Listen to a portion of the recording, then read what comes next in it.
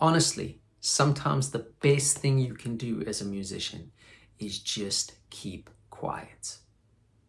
Hello everybody, my name is Travis Mark. I'm the host of the Musician's Mentor podcast and now this Musician's Mentor YouTube channel.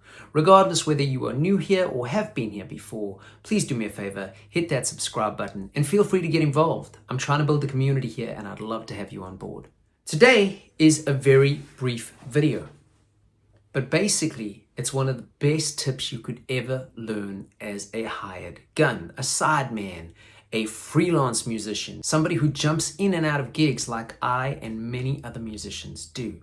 And that is learning when to keep quiet. It seems like such a redundant skill. One could even go as far as saying that's easy. But depending on your pride and depending on your personality and opinion base, this obviously isn't very easy for a lot of people. Believe it or not, in the last 2 days, I've had 3 different artists call me to do gigs and even a little bit of recording because of 2 reasons. 1, certain band members are just too opinionated. Or 2, certain band members are unreliable. I can make a whole video on the unreliable fact. In fact, I've spoken about that on the podcast and in some videos before. But keeping quiet when it's not your band is really something you should practice. It can keep you employed. Now, I'm not meaning you should be a hermit and don't socialize with the guys who are hiring you and stay to yourself. I'm simply meaning that if it is not your project and you don't have any skin in the game, don't let your pride or your ego force opinions on people that might not want them.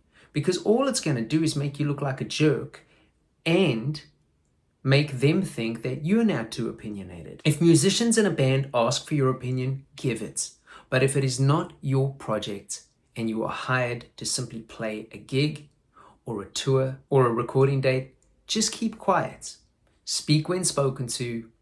They don't need to know everything about your life. They don't need to know how experienced you may or may not be. They don't need to know what traffic problems you had getting to wherever the location was for the set work that you were hired for. Be professional, be a breath of fresh air, and just show up and do a good job.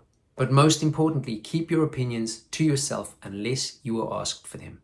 This tip will keep you working, and it's one I sadly learnt the hard way, but I can assure you it is more important than any lick you will ever practice for a gig.